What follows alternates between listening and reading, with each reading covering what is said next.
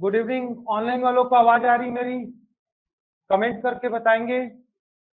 अनामिका, अनिल, अंजलि, अंकित, good evening.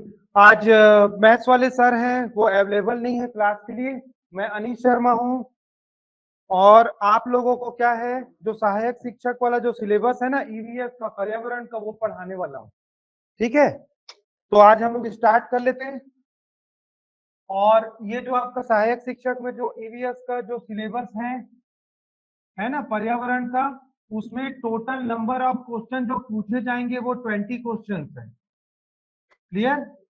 और 20 question को 8 unit में डिवाइड किया गया है ना। इसमें से पहला यूनिट है स्वयं के पर्यावरण को समझना, वहां से ये स्टार्ट हुआ है। तो मैं उस सीक्वेंस में ना पढ़ा के मैं ना 8th यूनिट को पहले बता रहा हूं मैं आपको। ठीक है, जो 8वां वाला यूनिट है ना मैं उसको पहले बता रहा हूं, तभी आपको बेटर अंडरस्टैंडिंग होगी इसकी, नहीं तो डायरेक्ट आपको समझ में नहीं आएगा ये पर्यावरण। और ये वाला जो 8th यूनिट है ना, वही सबसे ज्यादा इंपॉर्टेंट और इसी से ज्यादा क्वेश्चन बनता है, यही वाले यूनिट से। क्लियर है? और अभी तो आपका एग्जाम कुछ आया नहीं है, डेट वगैरह, दूसरे एग्जाम भी दिलाओगे आप व्यापम और पीएससी के, तो ये 8वां यूनिट उसके सिलेबस में भी है। ठीक है, तो ये आपके अदर एग्जाम में भी काम आएगा, तो दोनों फायदा है। एक तो आपको क्या है, प्रॉपर समझ बनेगी पर्यावरण को पढ़ने के लिए, 8 यूनिट को पढ़ने थे। और दूसरा चीज क्या है, आपके अदर एग्जाम के भी काम आएगा। तो मैं पीछे वाला जो 8 यूनिट है वहां से स्टार्ट कर रहा हूँ। डायरेक्ट स्वयं के पर्यावरण को समझना वाला जो टॉपिक है ना यूनिट, वो थोड़ा कॉम्प्लिकेटेड पड़ेगा। क्लियर है? आ रही बात समझ में? ठीक है। क्या हुआ संजय जी? अच्छा, आप लोग बीएड वाले हो? हाँ, समझ गया मैं। ठीक है, तो जिन लोग नहीं हैं उन लोग तो पढ़िए। उन लोग तो आधे लोग तो वैसे भी होंगे ना क्लास में। हाँ जी, इसी कांड पढ़ा रहे हैं अंजलि, इसी कारण पढ़ा रहे हैं। ठीक है, क्लियर है? चलिए तो स्टार्ट करते हैं, हम लोग 8 यूनिट को स्टार्ट करेंगे। और वो जो 8 यूनिट है आपके सिलेबस में, उसमें क्या क्या है वो देखते हैं। तो सबसे पहले वहां पे टॉपिक स्टार्ट हुआ है परिस्थितिकी तंत्र, और उसमें पदार्थों का चक्रण और ये सब इत्यादि है। ठीक है, तो ये परिस्थितिकी तंत्र या जिसको इकोसिस्टम बोलते हैं, वो टॉपिक आज हम लोग स्टार्ट करेंगे। है ना, परिस्थितिकी तंत्र या इकोसिस्टम, ये वाला टॉपिक को क्या करेंगे हम लोग, स्टार्ट करेंगे। क्लियर है? ठीक है, चलिए देखिएगा क्या है।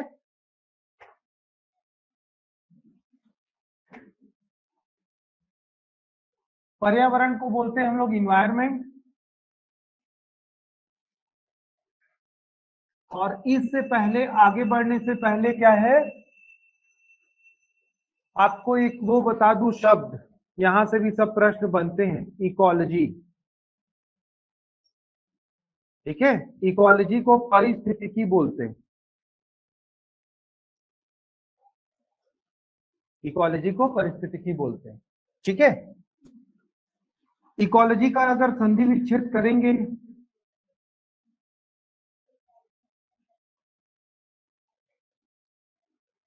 ऑइकस धन क्या है, लोगोस। ये ऑइकस लोगोस मैंने लिखा है, वो ग्रीक शब्द है।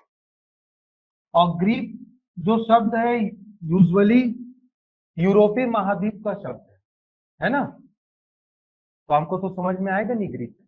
जैसे ना आप हिंदी लैंग्वेज में तत्सम तद्भव पढ़ते होंगे, तो माना जाता है कि ना जैसे एशिया महाद्वीप में संस्कृत ही मूल भाषा थी, इतिहास में लोग पढ़ते हैं, और वहां से ना दूसरी भाषाओं का जन्म हुआ है, खासकर हिंदी का, और अपभ्रंश से दूसरी भाषाएं बनी। तो वैसे ग्रीक शब्द है ऑइकस और लॉगोस। अब ये तो ग्रीक शब्द समझ में नहीं आएगा, तो सबसे पहले ना इसका इंग्लिश में ट्रांसलेशन हुआ था, है ना। सबसे पहले क्या हुआ इसका ना, इंग्लिश ट्रांसलेशन हुआ था। हेडफोन से कनेक्ट नहीं हो रहा है तो भाई ये आपका दिगेंद्र टेक्निकल इशू होगा यार, उसको फिर से रिज्वाइन करके देखो। संतोषी जी, मेरे को ग्रुप के बारे में आइडिया नहीं है।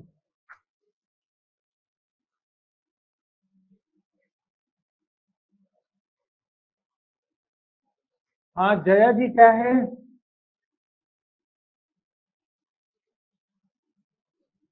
हाँ वो आप कर सकते हो, पढ़ना है तो पढ़ लीजिए, नहीं पढ़ना है तो आपके पास ऑप्शन है ना। उसमें साइंस अलग से, उसको साइंस को पढ़ेंगे ना अलग से। हाँ आप देख लीजिए, आपको करना है तो आप अटेंड कर सकते हो, अदरवाइज क्या है, स्किप करना है तो स्किप कर लो भाई। ठीक है जया।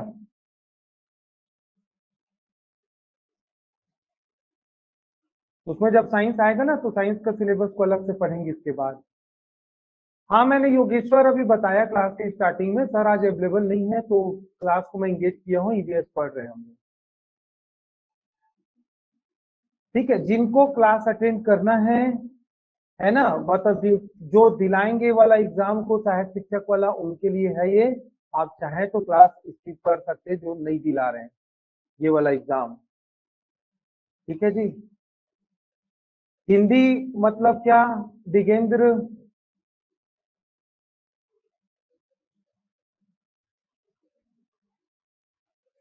ठीक है, समझ में आ गया। जिनको जरूरत है वो क्लास अटेंड कर लें, जिनको लग रहा है कि क्लास हमारे लिए नहीं है भाई तो आप स्किप कर सकते हैं, है ना।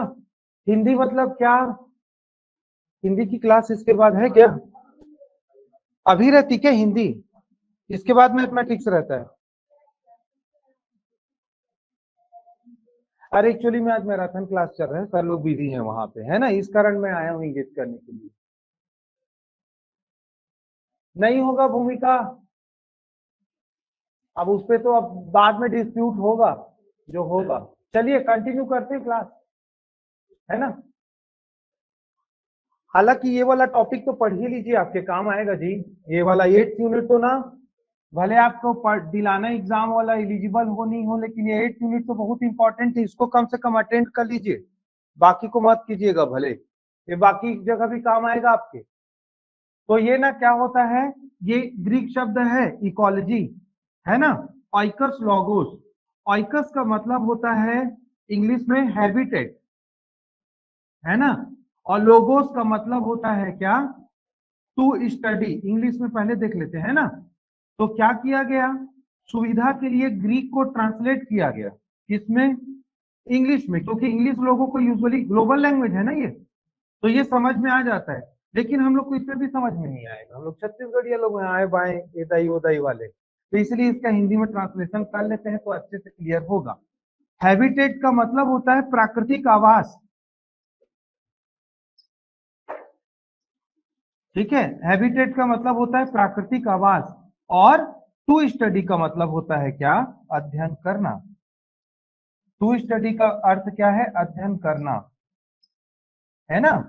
तो ये जो क्या है, ये है हिंदी वर्ड, है ना, हिंदी वर्ड है। अब क्लियर होगा हमको, ठीक है। तो परिस्थितिकी का मतलब क्या हो जाएगा, विज्ञान की वह शाखा, विज्ञान की वह शाखा जिसमें, विज्ञान की वह शाखा जिसमें अप्राकृतिक आवास, तो किसका प्राकृतिक आवास का अध्ययन करते हैं हम लोग, ठीक है। अब मनुष्य क्या कर रहा है, अध्ययन कर रहा है, तो हम लोग अपने ना आसपास के ना पर्यावरण के प्राकृतिक, पर्यावरण भी एक अलग कॉम्प्लिकेटेड वर्ड है, उसको भी डिस्कस करेंगे। प्राकृतिक आवास का सीधा सा मतलब है, हम लोग किसके प्राकृतिक आवास का अध्ययन करते हैं पता है, पेड़ पौधे और जीव जंतु। अब प्राकृतिक आवास का मतलब तो समझ जाइए, प्राकृतिक आवास का मतलब होता है, हमारा प्राकृतिक आवास पृथ्वी है, क्यों, क्योंकि ना पृथ्वी में ऑक्सीजन और पानी है। लेकिन हाँ, पृथ्वी में भी हमारा प्राकृतिक आवास को देखोगे ग्लोब में आप, तो हम लोग पाते उत्तरी ध्रुव, दक्षिणी ध्रुव, और जहां जहां भी रेगिस्तान है वहां हम लोग नहीं रहते, तो उसमें भी सीमित है हमारा आवास। तो हम लोग के लिए ना एक निश्चित तापमान चाहिए, है ना, बहुत ज्यादा कम बहुत ज्यादा अधिक रहेगा दिक्कत है, और हमको ऑक्सीजन चाहिए, और हमको क्या है, पानी चाहिए। ये हमारे लिए ना आदर्श स्थिति है। वैसे पेड़ पौधे और जीव जंतुओं के लिए भी आदर्श स्थिति होती है जहां वो रहते हैं। तो विज्ञान की जिस शाखा में, तो विज्ञान की वह शाखा जिसमें पेड़ पौधों, और पेड़ पौधों को ना पर्यावरण वाला जो सेक्शन है या सब्जेक्ट है, उसमें ध्यान रखना टर्मिनोलॉजी चेंज हो जाएगी। पेड़ पौधों को क्या बोला जाता है, हाँ, पेड़ पौधों को बोला जाता है फ्लोरा। तो ये टर्म को ध्यान रखेंगे, फ्यूचर में जब भी मैं टर्म यूज करूंगा पेड़ पौधों के लिए तो फ्लोरा यूज करूंगा, हालांकि उसको बॉटनी में प्लांट बोलते हैं। ठीक है, तो विज्ञान की वह शाखा जिसमें पेड़ पौधों, ठीक है, विज्ञान की वह शाखा जिसमें पेड़ पौधों तथा जीव जंतुओं, पेड़ पौधों तथा जीव जंतुओं को क्या बोलते हैं? फौना। तो विज्ञान की वह शाखा जिसमें पेड़ पौधों तथा जीव जंतुओं के प्राकृतिक आवास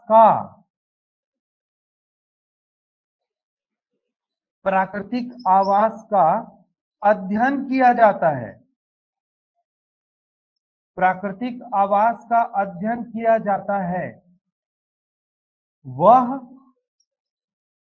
पारिस्थितिकी कहलाता है, वह पारिस्थितिकी कहलाता है। क्लियर? तो क्या है? विज्ञान की वह शाखा जिसमें पेड़ पौधों तथा जीव जंतुओं के प्राकृतिक आवास का अध्ययन किया जाता है उसको पारिस्थितिकी बोलते हैं। तो ये तो इसका परिभाषा हो गया, है ना? ये इसका परिभाषा हो गया, परिस्थितिकी का परिभाषा बताया हूं अभी। ठीक है, अब ये बात उठती है कि ये जो क्या है प्लांट, मतलब क्या है फ्लोरा, और एनिमल मतलब क्या हो गया फौना। तो इसके प्राकृतिक आवास का अध्ययन हम लोग क्यों करते होंगे? हाल क्या रीजन है? तो इसके प्राकृतिक आवास का अध्ययन करने का कारण है भैया, प्लांट का संबंध एग्रीकल्चर से है। एग्रीकल्चर मतलब कृषि, और आज भी भारत और छत्तीसगढ़ राज्य कृषि आधारित अर्थव्यवस्था, ये पढ़ते हो आप लोग जीएस वगैरह, एग्रीकल्चर बेस्ड इकोनॉमी है हमारी। ठीक है जी। अब एग्रीकल्चर जब आप करोगे तो आपको पता तो रहना चाहिए धान कहाँ उगता है, किस प्रकार की मिट्टी में उगता है, और किस प्रकार के तापमान में कितना पानी कितना खाद लगता है, जानोगे ना? तो इसको जानने के लिए उसका अध्ययन करना जरूरी है ना, कि लाल पीली मिट्टी अर्थात मटासीन धान बस बढ़िया होता है तो हम लोग वहीं उगाते हैं। इसी कारण छत्तीसगढ़ के मैदान में क्या है, एग्रीकल्चर अच्छा है। धान का ना क्या होता है, जो वो होता है उत्पाद जो है, मतलब धान ज्यादा उगता है ना, तो ये पंजाब हरियाणा उत्तर प्रदेश में गेहूं ज्यादा उगता है। तो इसको हम लोग जाने हैं तब तो अध्ययन किए तब तो पता लगा है। और दूसरा ये क्या होता है, इससे हमको क्या फायदा है कि ये खाद्यान्न है भैया, तो खाने के काम आएगा। पहला चीज तो पेट पूजा है ना, तो दूसरा ये काम आ जाता है क्या है, ये अर्थव्यवस्था के लिए ना क्या है पता है, का आधार है। अर्थव्यवस्था का आधार कैसे? हम लोग पहले क्या करेंगे, मिट्टी को देखेंगे कहाँ कौन सा फसल उगता है, पहले खाने का जुगाड़ करेंगे और उसका ओवर प्रोडक्शन करके बेचते हैं। तो बाहर जब बेचेंगे तो पैसा कमाएंगे, और पैसा कमाएंगे तो हमारी क्या है, अर्थ मतलब पैसा। तो अर्थव्यवस्था मतलब वही तो पैसा जनरेट होगा ना, इनकम जनरेट होगा हमारा, ये हुआ। तो इसलिए हम लोग ना प्लांट के क्या करते हैं, प्राकृतिक आवास का अध्ययन करते हैं। दूसरा, और प्लांट हमको ऑक्सीजन देता है, और केवल धान और गेहूं नहीं मिलता, हमको क्या मिलता है इसके अलावा, ऑक्सीजन के अलावा हमको ना इसमें वेजिटेबल्स सब्जियां मिलती हैं, है ना, और हमको फ्रूट भी मिलते हैं। और आजकल क्या है, बहुत सारे देश ना वेजिटेबल का भी आयात करते हैं, निर्यात करते, सॉरी एक्सपोर्ट करते, पैसा कमाते। फ्रूट भारत बेचता है। तो इसलिए हम लोग को ना क्या है, फ्लोरा के प्राकृतिक आवास का अध्ययन करना बहुत जरूरी है। आई बात समझ में? फौना एनिमल का क्यों करते हैं भैया? शुरुआत से ही क्या मनुष्य देखा क्या, खेती किसानी करता था और पशुपालन करता था, इसको एनिमल हस्बेंड्री बोलते हैं ना। पशुपालन को क्या बोलते हैं? Animal husbandry. तो एनिमल हस्बेंड्री का मतलब है पशुपालन। क्यों किए हम लोग पशुपालन? आज के डेट में पशुपालन ना बहुत बड़ी मतलब अर्थव्यवस्था को योगदान देने वाली संस्था बन चुकी है। कैसे? इसका एग्जाम्पल है भैया, पशुपालन करेंगे, जैसे गाय पाले तो गाय से क्या मिल गया हमको, मिल्क। तो हमारा क्या है, चाय कॉफी के काम आ गया, बच्चों को पिलाने के काम आ गया। प्लस डेयरी प्रोडक्ट, है ना, डेयरी प्रोडक्ट हम लोग खाते हैं कि नहीं, हमारे हेल्थ के लिए बहुत अच्छा है। विटामिन बी का पूरा आपको सारा विटामिन मिल जाता है इसमें। डेयरी प्रोडक्ट मतलब दूध हो गया, दही हो गया, पनीर हो गया, है ना, चीज हो गया, ये सारी चीज डेयरी प्रोडक्ट में आ जाती है। इसके अलावा क्या है, कोऑपरेटिव सोसाइटी बन गई है, जैसे कि अमूल, जान ही रहे हो, और देवभोग छत्तीसगढ़ में, जान रहे हो ना। तो अमूल और देवभोग भैया पशुपालन के कारण ही इतना बड़ा ऑर्गेनाइजेशन बना है, और ये लाखों लोगों को रोजगार दे रहा है, और प्लस अमूल का प्रोडक्ट बाहर भी जाता है, एक्सपोर्ट भी होता है। तो इस प्रकार हमारी अर्थव्यवस्था मजबूत होती है, और ये हमारे लिए भी जरूरी है। इसी कारण हम लोग इसका अध्ययन करते हैं, हम लोग इसको ना डिटेल में देखते हैं। तो क्या जानना जरूरी है हमको, गाय कहाँ रहती है, किस प्रकार के तापमान में, है ना, ज्यादा गर्मी में नहीं रहेगी, ज्यादा ठंडी में नहीं रहेगी, तो उसके लिए शेल्टर बनाते हैं हम लोग। गाय के लिए हम लोग देखते हैं क्या चारा खाती है, गाय को देखते हैं फलाना बीमारी हुई तो वेटनरी डॉक्टर उसका इलाज करता है, वैक्सीन लगवाते हैं। तो ये सब अध्ययन किसके अंतर्गत होता है, इकोलॉजी के अंतर्गत। आ गई बात समझ में। तो ये ना प्रश्न क्या आता है, अब ध्यान से देखिएगा, है ना। प्रश्न आएगा आपको बड़ा टुच्चा सा, और सब गलती करते हैं हम लोग, ठीक है। हम लोग टफ चीजों को पढ़ते हैं, बेसिक को भूल जाते हैं। जैसे सबसे पहले एकदम बेसिक प्रश्न, इकोलॉजी जो है वो शब्द का उद्गम किस भाषा से हुआ है। तो आपको ना 4 ऑप्शन देगा, ये आया हुआ ही प्रश्न है, मैं बता रहा हूं आपको। तो आपको 4 भाषा दे देगा, एक ग्रीक, या ए ऑप्शन हो गया ये, बी ऑप्शन आपको दे देगा लैटिन, लैटिन अमेरिकी जो महाद्वीप है वहां की भाषा है, ठीक है। और आपको दे देगा क्या, फ्रेंच, फ्रेंच मतलब क्या है, यूरोप का एक देश था। और इसमें से डी क्या दे देगा, इंग्लिश, है ना। तो आंसर आएगा ग्रीक। तो ये इंपॉर्टेंट है, ध्यान रखिएगा। तो क्या होता है, इकोलॉजी जो है वो ग्रीक भाषा का शब्द है, ठीक है। एक वैज्ञानिक थे, और वैज्ञानिक क्या है, जिनको इकोलॉजिस्ट बोलना चाहिए, है ना। इकोलॉजिस्ट थे वो, मतलब वो पर्यावरण का अध्ययन करते थे, या पारिस्थितिकी का, ये सब फ्लोरा फौना का नेचुरल हैबिटेट देखते थे। उनका नाम था यूजीन ओडेम, ठीक है, यूजीन ओडेम, ODUM होगा शायद। इन लोग का नाम बड़ा विचित्र रहता है जी, स्पेलिंग क्या बोलिएगा, ये सही है, यूजीन ओडेम। यूजीन ओडेम जो इकोलॉजिस्ट थे, है ना, इनको क्या बोला जाता है, ये भी बहुत इंपॉर्टेंट फैक्ट है, फादर ऑफ इकोलॉजी बोला जाता है इनको, है ना, फादर ऑफ इकोलॉजी, अर्थात पारिस्थितिकी विज्ञान का, परिस्थिति विज्ञान का पितामह। बहुत इंपॉर्टेंट फैक्ट है, ठीक है। तो इनको क्या बोला जाता है, परिस्थितिकी विज्ञान का पितामह कहा जाता है, फादर ऑफ इकोलॉजी, ठीक है। ये भी बहुत इंपॉर्टेंट क्या है, फैक्ट है, ध्यान रखेंगे। क्लियर।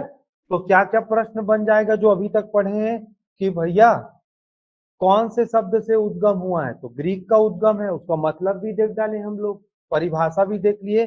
और जिस विज्ञान, इन्होंने क्या किया था पता है, यूजीन ओडम ने, इन्होंने ना एक, मतलब एक मूवमेंट था इनका, क्या कि विज्ञान की शाखा के रूप में इसको शामिल कर लेना चाहिए इकोलॉजी को। तो इनके प्रयासों से ही विज्ञान की एक शाखा बनी है। आ रही है बात समझ में। परिभाषा को ध्यान से पढ़ना, मैंने क्या लिखा है, विज्ञान की शाखा, ठीक है। क्लियर है। अब ध्यान दीजिएगा, आप लोगों को एक चीज बता दूं मैं, अभी हम लोग पर्यावरण में आए नहीं है, अभी मैं आपको क्या बताया हूं, इकोलॉजी बताया हूं। आ रही बात समझ में। अभी मैंने आपको केवल इकोलॉजी बताया है, और ये क्या है, इसका परिभाषा का पहला क्या शब्द था, विज्ञान की शाखा।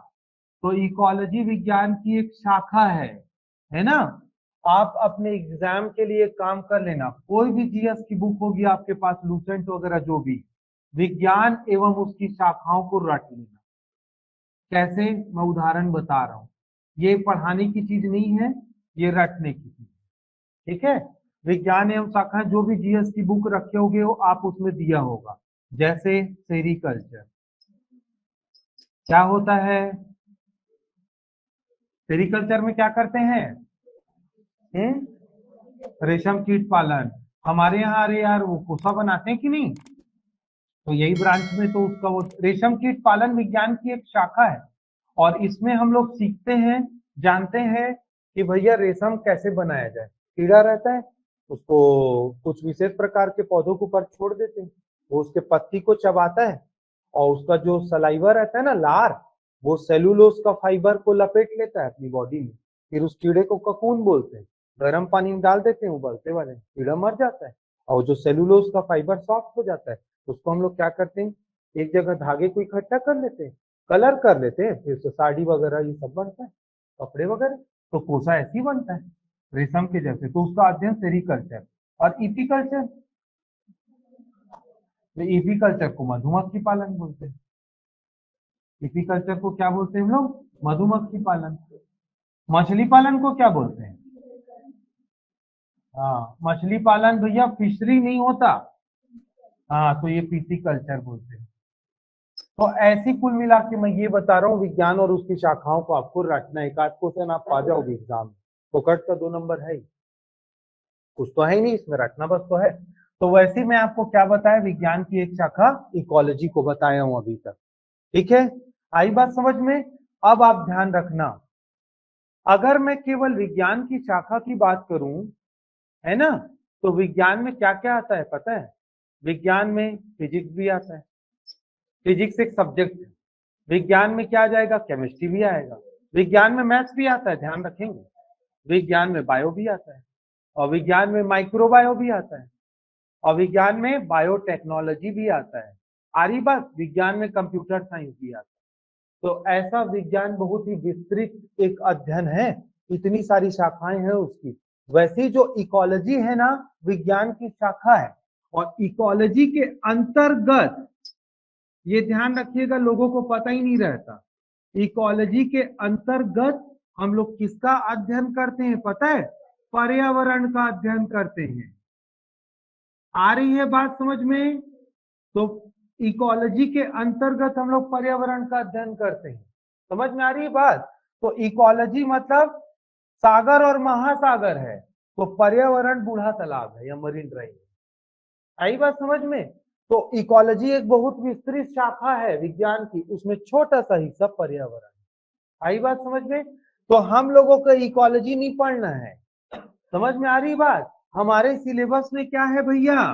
पर्यावरण। जैसे कि साइंस में आपका सिलेबस है कि नहीं? फिजिक्स है, केमिस्ट्री, जिन लोग शिक्षक वाले हैं, तो आप क्या पढ़ोगे साइंस में? आप लोग फिजिक्स केमिस्ट्री को पढ़ोगे, बायो को पढ़ोगे, मैथ को भी पढ़ रहे हो, लेकिन क्या आप कंप्यूटर साइंस पढ़ रहे हो क्या? नहीं। बायोटेक्नोलॉजी नहीं, माइक्रोबायो नहीं पढ़ रहे हो। समझ में आई बात? तो वैसे ही हम लोग इकोलॉजी में ढेर सारा ब्रांचेस है, उसका भी 1760, उसमें से हम लोग केवल किसको पढ़ने वाले हैं? पर्यावरण। क्या बोलते हैं आंग्ल भाषा में? इन्वायरमेंट। क्या बोलते हैं इसको? इन्वायरमेंट। तो पर्यावरण को पढ़ेंगे हम। ठीक है, यही हमारे सिलेबस में है। क्लियर हुआ यहां तक? समझ में आई कहानी बात? तो हम लोग इकोलॉजी जो विज्ञान की एक शाखा है, उसमें से केवल पर्यावरण को पढ़ेंगे। ठीक है, यही हमारे सिलेबस में कॉम्पिटिशन एग्जाम में रहता है, पीएससी में, यूपीएससी में, व्यापम में। ठीक है, अब यहां से भी प्रश्न बनता है कि पर्यावरण का मतलब क्या होता है और पर्यावरण किस भाषा का शब्द है। समझ में आई बात? तो इसका भी संधि विच्छेद करते हैं हम लोग। तो इसका संधि विच्छेद करेंगे तो 2 शब्द,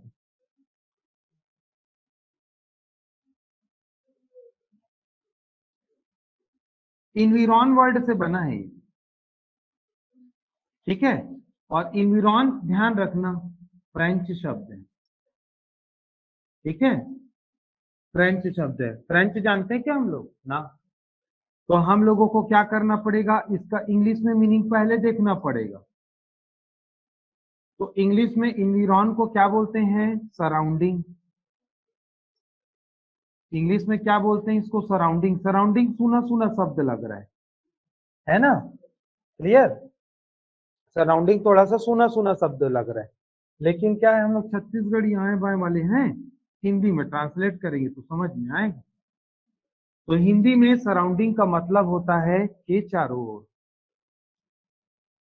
और यहाँ पे फंसने की संभावना है प्रश्न में, पता है? अब देखो, जब आप साइंस पढ़ोगे ना, फिजिक्स केमिस्ट्री बायो, कोई भी शब्द रहता है देखना, एटम ग्रीक शब्द, सेल ग्रीक शब्द, टिश्यू ग्रीक शब्द, गाइनोकोलॉजिस्ट का गाइन ग्रीक शब्द, 99% शब्द ग्रीक शब्द रहता है।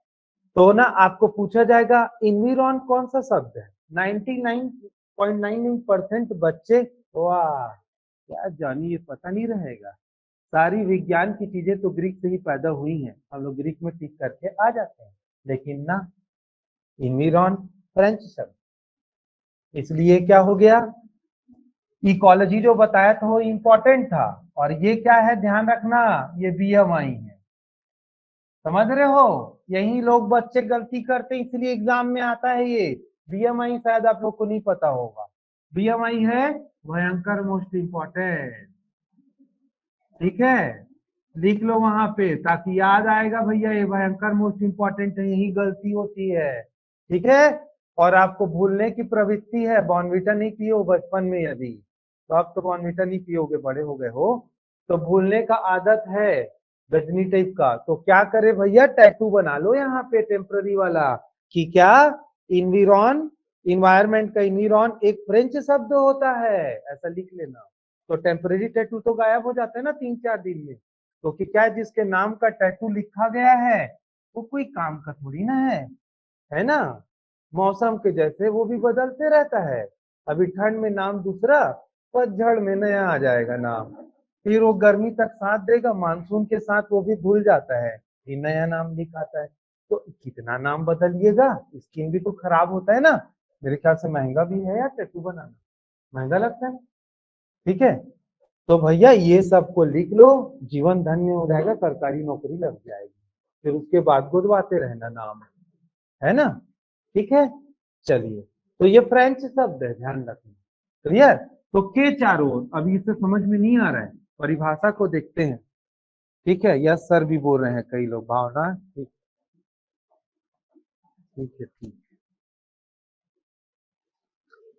इसका परिभाषा क्या है, मनुष्य के चारों ओर का आवरण, हाँ लेकिन ना टैटू बना के एग्जाम में मत चले जाना, वो आपकी जिंदगी का आखिरी एग्जाम होगा, क्योंकि ना पता ही होगा चीटिंग करते पकड़ाना व्यापम पीएससी के एग्जाम में, समझ रहे हो ना, गंभीर अपराध की श्रेणी में आता है, जिंदगी में कभी गवर्नमेंट एग्जाम नहीं दिला पाओगे, चीटिंग मत करना, टेम्पररी वाला मत, अभी के लिए बता रहा हूँ, ठीक है, इसी कारण टेम्पररी बोला हूं मैं, जो 2-4 दिन में अपने आप मिट जाता होगा, तो मनुष्य के चारों ओर का आवरण क्या कहलाता है, पर्यावरण कहलाता है,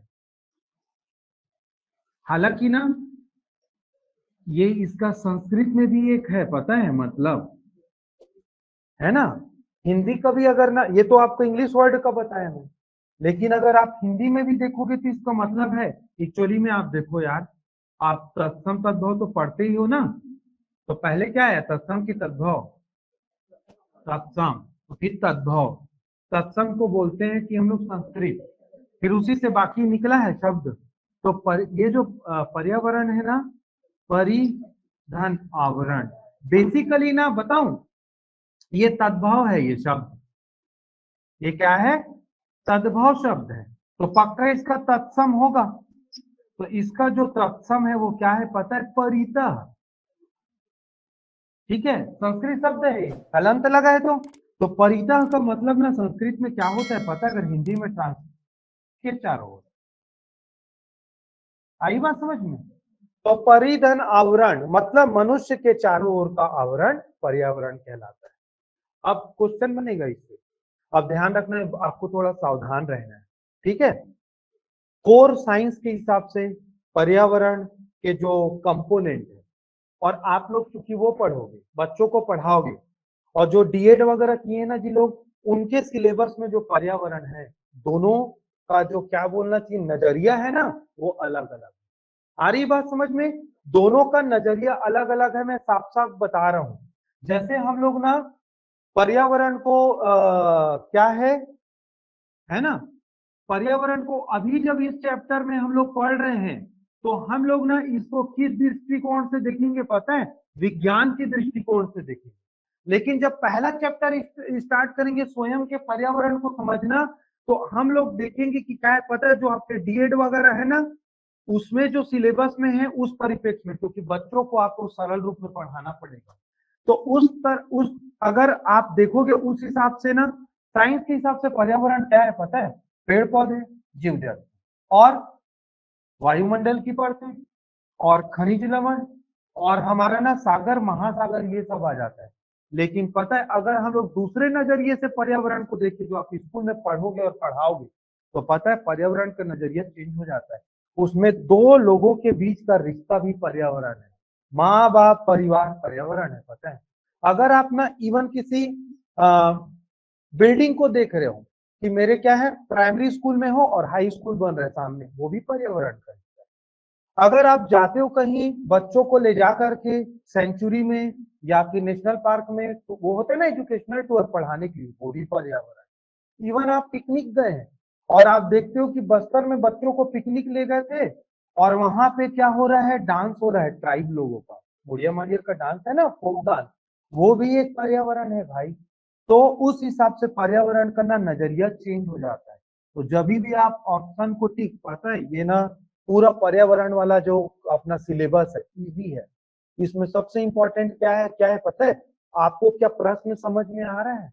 प्रश्न समझना जरूरी है और उसके ऑप्शन को पिक करना सही। इसका क्वेश्चन सॉल्व जितना करोगे आप तभी इसका बना पाओगे, केवल रटने से नहीं बनने वाला, क्योंकि क्वेश्चन का स्वरूप को समझना बहुत जरूरी है। अब देखो इसमें दो चीजें आ गई, तो क्वेश्चन आएगा तो आप जवाब क्या दोगे? तो इसको ना ऑप्शन से समझ में आएगा कि सामने वाला ये वैज्ञानिक दृष्टिकोण का क्वेश्चन को पूछ रहा है कि सामाजिक और धार्मिक और सांस्कृतिक दृष्टिकोण को पूछ रहा है। आई बात समझ में? इवन हमारा खान पान भी पर्यावरण है अगर इस दृष्टिकोण से देखें, और खान पान चेंज हो जाता है हर 300 200 400 किलोमीटर, होता है कि नहीं? भैया हम लोग खिचड़ी पूरी खाते हैं, एमपी वाले कुछ और खाते होंगे, वैसे लोकल डिश उड़ीसा वाले कुछ और खाते हैं, यूपी वाले अलग खाते हैं, और जम्मू कश्मीर वाले कुछ और खाते हैं। आ रही ना बात समझ में? ये सभी पर्यावरण है, तो इसी को थोड़ा समझते हुए आपको पढ़ना है। तो अभी हम लोग क्या वैज्ञानिक दृष्टिकोण से पर्यावरण का क्या पढ़ने वाले हैं, मतलब अप्रोच पढ़ने वाले हैं। आ रही बात समझ में? फिर हम लोग सामाजिक सांस्कृतिक और धार्मिक दृष्टिकोण को बाद में पढ़ेंगे। क्लियर हुआ?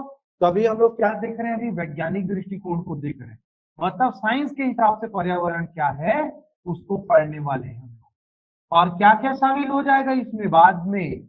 इसमें धार्मिक भी आ जाएगा, हमारी कला और संस्कृति भी एक वो है ना, तो सांस्कृतिक पर्यावरण भी आ जाएगा। ठीक है, और इसमें और क्या आ जाएगा हमारा?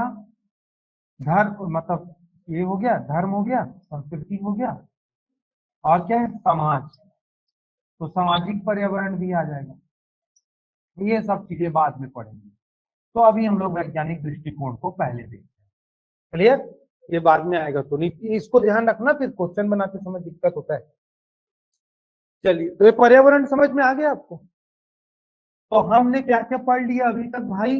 हमने देखा कि इकोलॉजी क्या होता है, और इकोलॉजी के अंतर्गत ही क्या आता है? इन्वायरमेंट आता है। इकोलॉजी के अंतर्गत ही क्या आता है? इन्वायरमेंट आता है। अब हम लोग को इन्वायरमेंट को पढ़ना है क्योंकि सिलेबस में हमारी यही है। ठीक है जी। अब हम लोग आगे बढ़ते हैं और देखते हैं क्या? पर्यावरण के घटक। ये इंपॉर्टेंट है, यहां से भी प्रश्न बनता है ना? इंग्लिश टर्म को साथ में लिखते जाएंगे। व्यापम जब एग्जाम लेता है तो क्वेश्चन को इंग्लिश में पूछता है, आजकल तो ट्रेंड यही हो गया है। तो कंपोनेंट ऑफ इन्वायरमेंट,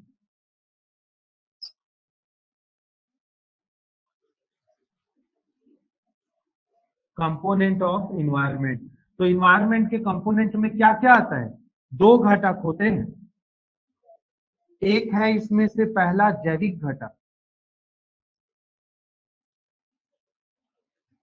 ठीक है, और दूसरा है इसमें से क्या? अजैविक घटक।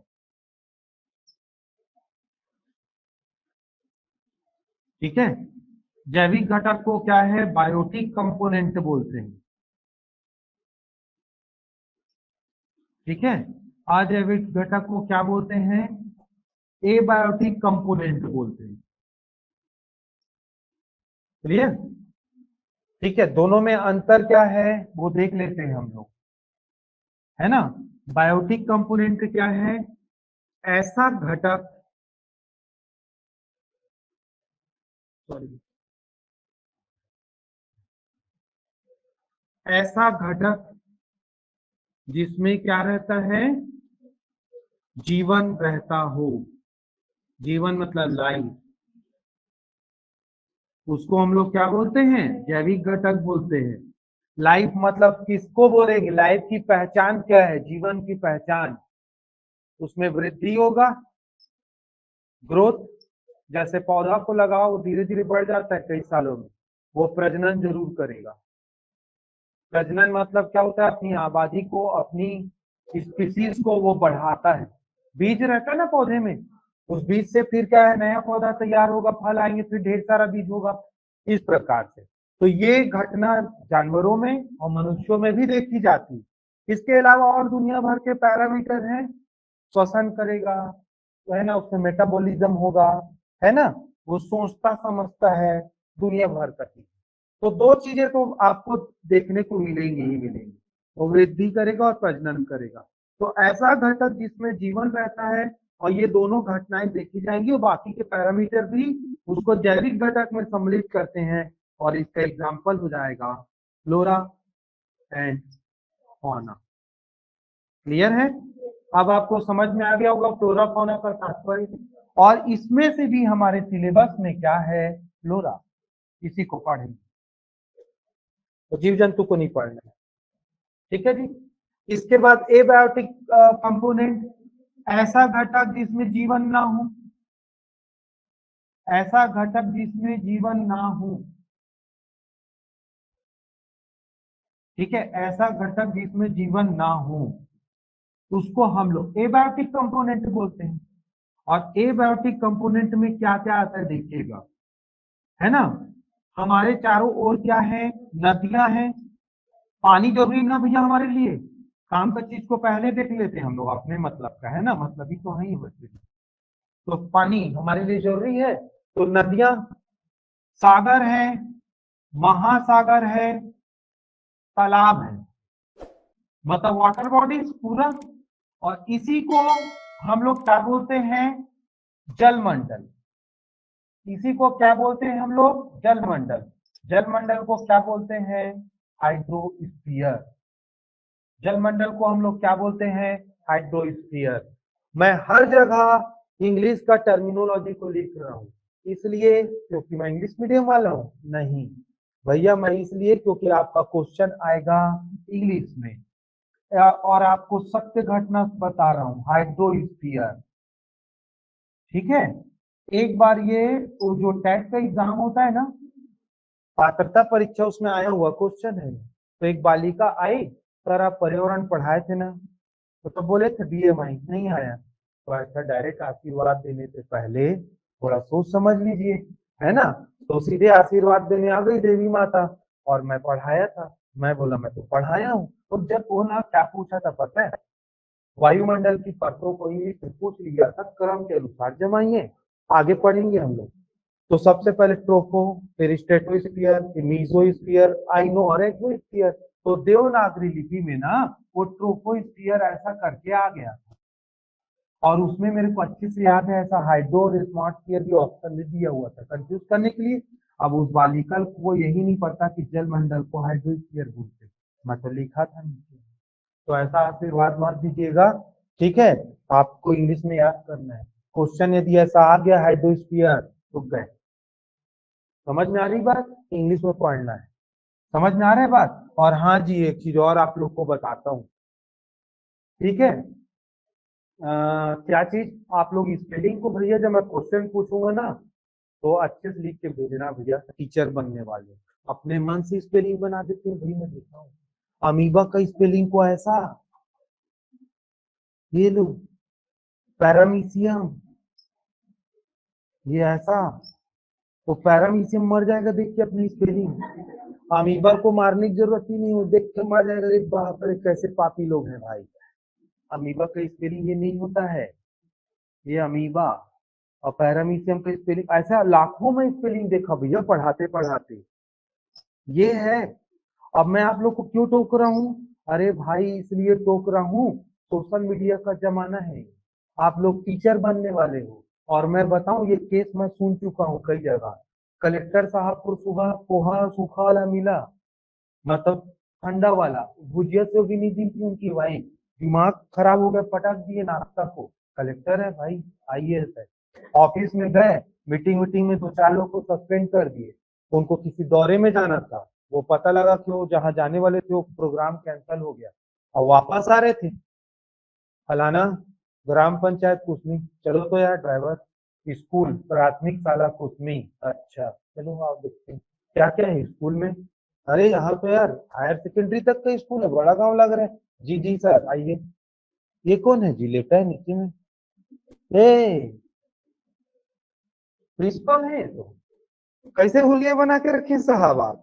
शर्ट वर्ट इन नहीं करते क्या? कैसे प्रिंसिपल? और सोया कैसे है बेटू पढ़ाने के टाइम में? सर थोड़ा नींद आ, ऐसा टोन निकाले हो बेटा, 90-90 किलो वजन हो गया, तुम तो पढ़ा नहीं रहे हो, समझ में आ रहा है? काम धाम नहीं करते। नाम वाम नोट कीजिए सर। अरे सर माफी चाहता हूँ। और कौन कौन सी कक्षाएं लग रही हैं? अरे 5 क्लास में तो 4 खाली है, कैसे नहीं आए हैं टीचर? सब सब छुट्टी में एक साथ। आप लोग पढ़ाते कैसे प्रिंसिपल साहब, मैनेज कर रहे हो? दिखाओ डायरी को। अरे वाह क्या मैनेजमेंट हुआ है। आज 24 तारीख अक्टूबर की, सब प्रेजेंट लिखा है और खाली भूत प्रेत पढ़ा रहे हैं हमारे स्कूल। कुसमी का नाम रोशन कर दिए बेटा, शाबाश। इनका तो सुकमा ट्रांसफर करो, अच्छा जहाँ पहाड़ वहाड़ में स्कूल अप डाउन करेंगे साहब, थोड़ा फिट होंगे। अरे आप कौन? प्रणाम सर, क्या नाम है? काल्पनिक कहानी है और घटनाएं, ललिता चंद्राकर, अच्छा क्या पढ़ाती मैडम? इंग्लिश पढ़ाती। अरे वाह, बोर्ड में ऐसा लिखा है स्पेलिंग, और ऐसा घोर बेइज्जती होता है, मैं कसम से बता रहा हूँ ना, ये लाइव रियल बता रहा हूँ। क्या पढ़ी हो तुम? अच्छा एमएससी कर डाली। कहाँ आजकल का? हमको छत्तीसगढ़ का पता है मैडम, मत बताओ एमएससी कैसे होता है। जान गया मैं। ठीक है, होम डिलीवरी हुआ है, जोमेटो वाला लाख डिग्री दिया है। ये ऐसा भविष्य बना रही हो आप मैडम? ऐसा अमीबा लिखोगी? कौन रखा है तुमको? स्टूपिड टाइप का बात करती हो तुम, ऐसा बोलते रट फट। आत्मग्लानि आदमी ने महानदी में डूब के आत्महत्या कर लेगा, सच बता रहा। क्या बोलेगा? कहाँ है ड्राइवर को बुलाओ। राजू वीडियो बनाओ मैडम को, ले दिखाओ इसको ये क्या लिखी बोर्ड में। ये व्यापम पास करके आई, बच्चों को भविष्य बना दी मैडम। स्पेलिंग नहीं आता तुमको? कौन स्टूपिड रखा है? बहस कर रही हो मेरे से? ट्रांसफर करो इसको, भगाओ साला। दोनों प्रिंसिपल इसको निकालो यहाँ से, स्टूपिड कहीं के बात करते हो मेरे से। आ गया वीडियो में, ललिता चंद्राकर जी ये स्पेलिंग लिखी।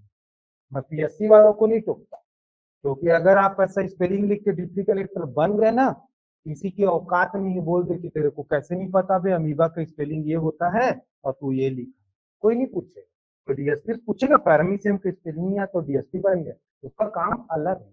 डीएसपी चोर डाकू को पकड़ता है, डिप्टी कलेक्टर अपना राजस्व विभाग का काम करेगा। आप बच्चों को भविष्य बना रहे हैं और आपका ही भविष्य उज्जवल नहीं है ऐसा स्पेलिंग लिखने के बाद, कैसे कीजिएगा? तो ध्यान रखेंगे, मैं आपके ना फायदे के लिए बता रहा हूँ। आज और अभी से काम करना चालू करें, गलत स्पेलिंग मत लिखना, चाहे हिंदी का हो चाहे इंग्लिश का।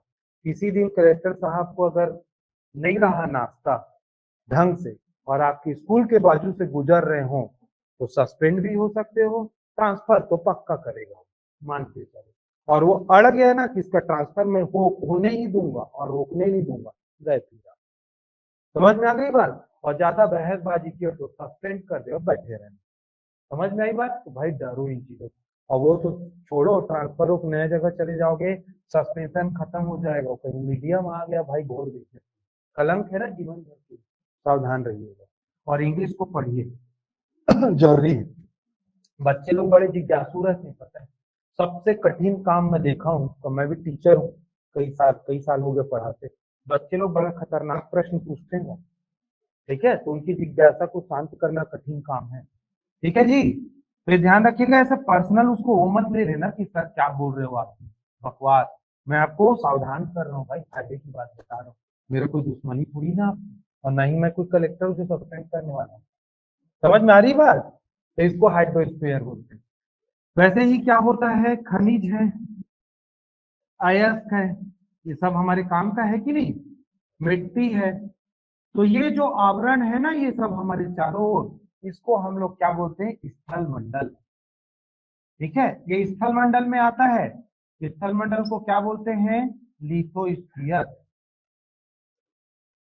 ठीक है जी, इसके लिए हमारे लिए और क्या जरूरी है? पानी जरूरी है, ऑक्सीजन जरूरी है कि नहीं? तो विभिन्न प्रकार की गैसें जो हमारे वायुमंडल में है,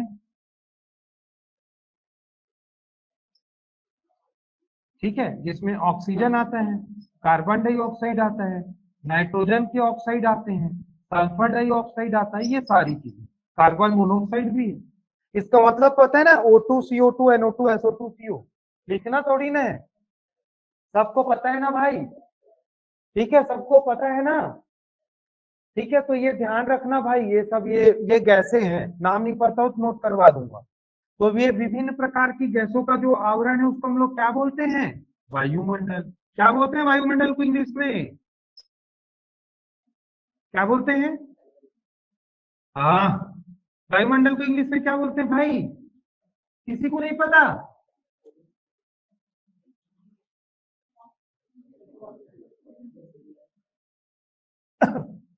ठीक है जी। इसमें से जो हमारे सिलेबस में है क्या, उसको ध्यान रख लीजिएगा, हम लोग एटमॉस्फेयर को पढ़ेंगे, क्योंकि उसमें ओजोन लेयर आएगी। ओजोन लेयर से क्वेश्चन हर साल आता है एग्जाम में, बहुत इंपॉर्टेंट है। और देख लो इसको, हमको क्या पढ़ना है वो देखते जाना, पूरा काम का चीज को पढ़ना जो एग्जाम में आता है, जो सिलेबस में। जैविक घटक में हम लोग पढ़ेंगे किसको, फ्लोरा को, क्योंकि वो इकोसिस्टम बनाने वाला है, पारिस्थितिकी तंत्र है ना, वहीं से सिलेबस हमारा स्टार्ट होगा। और दूसरा हम लोग ये इसमें क्या पढ़ेंगे, वायुमंडल, एटमॉस्फेयर को। क्लियर है? इसके अलावा अजैविक घटक में आर्द्रता, आर्द्रता को ही आंग्ल भाषा में बोलते हैं ह्यूमिडिटी,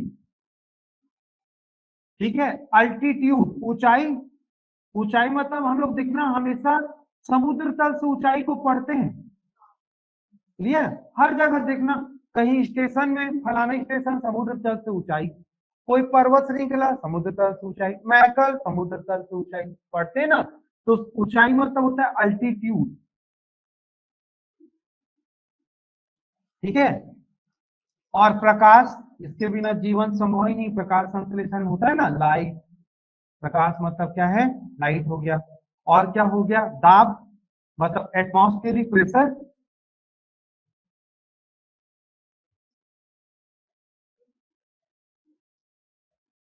ठीक है जी। तो ये सारी चीजें भी एबायोटिक कंपोनेंट में सम्मिलित होती हैं, जिसमें से हमारे सिलेबस में क्या है, एटमॉस्फेयर, इसको डिटेल में पढ़ेंगे। और हम लोग किसको डिटेल में पढ़ेंगे, फ्लोरा वाला टॉपिक को डिटेल में पढ़ेंगे। क्लियर है?